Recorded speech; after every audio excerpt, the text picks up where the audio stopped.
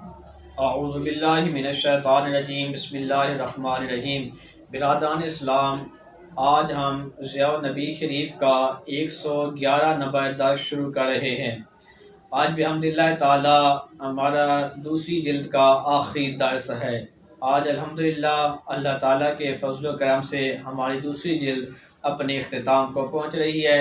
دعا ہے اللہ تعالیٰ ہماری اس کوشش کو قبول فرمائے اور اسی طرح باقی جلدیں بھی ہمیں مکمل کرنے کی توفیق عطا فرمائے۔ تو حضرات محترم، ہم آپ کے سامنے بیان کر رہے تھے بیعت عقبہ ثانیہ کے بارے میں، تو آج ہم آپ کو سامنے بیعت عقبہ ثانیہ کے بعد کے حالات جو ہیں وہ بیان کرنے کی کوشش کریں گے۔ حضور نبی رحمت صلی اللہ تعالیٰ علیہ وآلہ وسلم کی دعوت کے اوپر بہت سے انصار نے اسلام قبول کر لیا۔ جب سب نے اسلام قبول کر لیا تو اس وقت حضور نبی رحمت صلی اللہ تعالیٰ علیہ وآلہ وسلم کے غلاموں میں سے حضرت عباس بن عبادہ رضی اللہ تعالیٰ عنہ، جو کہ ایک انصاری تھے، نے عرض کی، یا رسول اللہ صلی اللہ علیہ وسلم، کیا اب ہم کھلے عام ہو کر مینا کے مقام پر جا کر ان لوگوں کے ساتھ جنگ نہ کریں، ان پر حملہ نہ کر دیں اپنی تلواروں کے ساتھ؟ تو میرے کریم آقا علیہ الصلوۃ والسلام نے ارشاد فرمایا کہ ابھی ہمیں اس چیز کا حکم نہیں دیا گیا، جاؤ تم اپنی اپنی آرام گاہوں کی طرف اور جا کر آرام کرو۔ تو آپ فرماتے ہیں کہ ہم اپنی آرام گاہوں کی طرف آ گئے، آرام کرنے لگے۔ ہماری پوری کوشش تھی کہ اس چیز کی خبر کسی کو نہ ہو، اس معاہدے کی، ملاقات کی، لیکن اس کے باوجود بھی قریش کے سرداروں کو کہیں نہ کہیں سے علم ہو گیا۔ ہم کیا دیکھتے ہیں کہ قریش کے سردار وہ وہاں آ رہے ہیں، ہم نے دیکھا، لیکن اچانک ان کی ملاقات خزرجی ان لوگوں سے ہو گئی کہ جو ہمارے معاہدے کے اندر شامل نہ تھے۔ انہوں نے جب اس کو ملاقات کے دوران پوچھا کہ ہم نے سنا ہے کہ تم اس غرض کی خاطر آئے ہو تاکہ تم ہمارے ساتھی کو لے جاؤ، اس کے ہاتھ کے اوپر بیعت کرو، اس کو یہاں سے لے جا کر ان کے ساتھ یہ معاہدہ کرو کہ ان کے ساتھ مل کر تم ہمارے ساتھ لڑائی کرو گے، جنگ کرو گے۔ تو انہوں نے یہ یقین دلایا کہ ہماری کوئی ایسا ہمارا مقصد نہیں ہے، ہماری کوئی خواہش نہیں ہے، ہم کوئی ایسی رائے لے کر نہیں آئے ہیں، نہ ہی ہم نے کوئی ایسا فیصلہ کیا ہے۔ تو آپ فرماتے ہیں چنانچہ وہ آدمی ایسے ہی تھے کیونکہ ان کو اس بات کا علم ہی نہیں تھا، وہ ہم نے ان کو اپنے معاہدے میں شامل ہی نہیں کیا تھا، وہ اپنی جگہ پر سچے تھے۔ تو انہوں نے ان کے اس جو نظریات تھے، ان کی سوچ کی بالکل تردید کر دی کہ ہمارا ایسا کوئی بات نہیں ہے، نہ ہی مقصد ہوا ہے۔ لیکن پھر بھی ان سرداروں کو یقین نہ آیا، تو انہوں نے عبداللہ ابن ابی سے ملاقات کی، چونکہ وہ ایک سردار تھا اور سب کا مسلمہ سردار تھا، سب لوگ اس کے اوپر یقین کیا کرتے تھے۔ اس سے جا کر ملاقات کی، اس کو کہا کہ میں نے یہ سننا ہے کہ اس طرح یہ لوگ آئے ہیں، ہمارے اس ساتھی سے انہوں نے ملاقات کی ہے، ان کے ساتھ یہ معاہدے ہوئے ہیں۔ تو اس نے بھی اس کی بالکل تردید کر دی۔ آپ فرماتے ہیں ہم نے اس کو بھی اپنے مشورے میں نہیں رکھا تھا، اس کو بھی اس چیز کی خبر نہیں تھی۔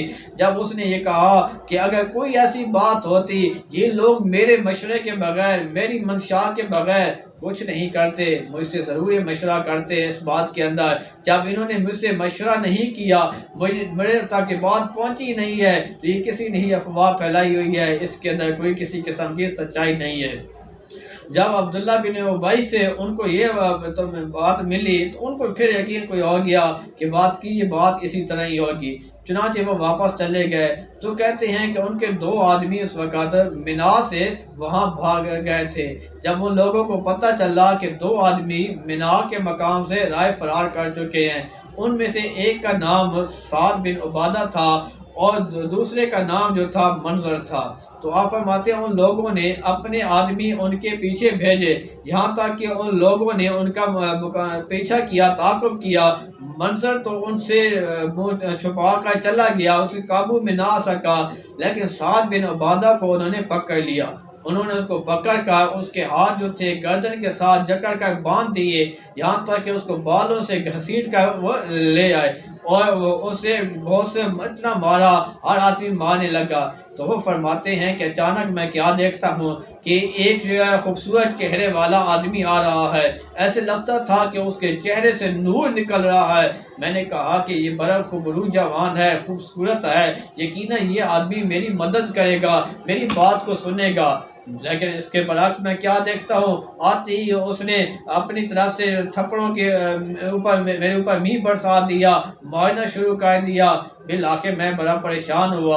اتنے میں ایک اور آدمی آیا، اس نے کہا کیا تمہارے یہاں کسی سے دوستانہ مراسم نہیں ہے، تمہارے کسی کے ساتھ تعلقات ہیں؟ اس نے کہا ہاں ہے۔ تو کہتے ہیں کہ تمہارے یہاں کسی کے ساتھ تعلقات ہے، تم اس کو دہائی کیوں نہیں دیتے، اس کو بلاتے کیوں نہیں ہو؟ اگر وہ تمہارے آقا اس بات کو سنے تمہارا ساتھ دے۔ چنانچہ اس نے کہا کہ جب جبیر بن مطعم کے کارندے تیرے علاقے میں آتے ہیں تو میرے علاقے میں سامان تجارت لے کر آتے ہیں تو میں ان کو پناہ دیتا ہوں، ان کا سہارا بنتا ہوں، ان کی خدمت کرتا ہوں۔ تو اس نے کہا تم کیوں نہ ایسا کرو، تم ان کو دہائی دو۔ اور ایک اور آدمی کا اس نے نام لیا کہ میں ان کا بھی ساتھ یہ معاملات کرتا ہوں، اس کے ساتھ ہی میرے دوستانہ مراسم ہیں۔ اس نے ان کو دہائی دینا شروع کر دی۔ حضرت منظر نے اچانک وہ آدمی دوڑتا ہوا حرم پاک کے اندر گیا، دیکھا تو وہ کیا حرم پاک کے اندر وہ دو شخص موجود تھے۔ اس نے جا کے کہا کہ تم یہاں کھڑے ہو تو ایک آدمی وہاں اس کو لوگ مار رہے ہیں، وہ تمہیں دہائیاں دے رہا ہے۔ کہا کہ اس کا نام کیا ہے؟ کہا کہ اس کا نام منظر ہے۔ جب انہوں نے یہ بات سنی تو انہوں نے کہا ہاں وہ تو وہی شخص ہے نا کہ جو ہمارے بندوں کو پناہ دیتا ہے، ہماری حفاظت کا ذمہ لیتا ہے، آؤ جاؤ ہم جا کے اس کے جان بخشائی کرائیں۔ چنانچہ وہ آتے ہیں اور ان سے وہ چھڑواتے ہیں، ان کی جان بخشائی کراتے ہیں۔ یہ شخص جس نے پیغام رسانی کی اور سعد کی نجات کا باعث بنا ابو البختری بن ہشام تھا، اور جس خوبصورت شخص نے سعد سے بڑی توقع وابستہ کر دی تھی شخص سے، لیکن اس نے تمانچوں سے اس کی گالوں کو لال و سرخ کر دیا تھا، اس کا نام سہیل بن عمر تھا۔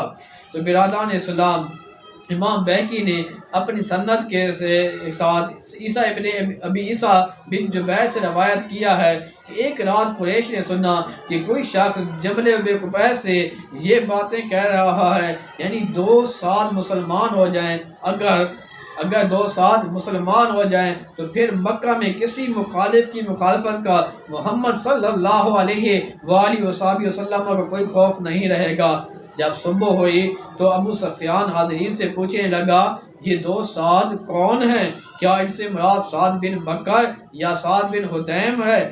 وہ دن بھر کیا سرائیاں کرتے رہے لیکن کسی بھی نتیجہ کو نہ پہنچے۔ جب دوسری رات آئی تو کسی نے بلند آواز سے یہ کہا کہ اے سعد یعنی اوس کے سعد تو مددگار بن جا، اور اے خزرجی سعد سرداروں کے ساتھ تم بھی ان کی امداد کرو۔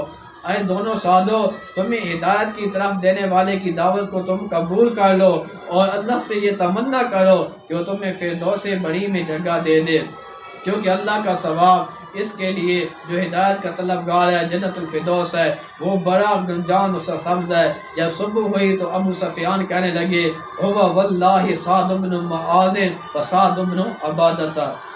حج کے بعد جب قافلہ یسرب واپس آتا ہے تو اس وقت جب انصار حج کے بعد رحمت عالم صلی اللہ تعالیٰ علیہ وآلہ وسلم کی غلامی کا توغ اپنے گلوں میں ڈال کر واپس یسرب آئے تو انہوں نے ساری مسلطوں اور ان کے تقاضوں کو پس پش ڈال دیا اور خوب کھل کر اسلام کی تبلیغ شروع کر دی۔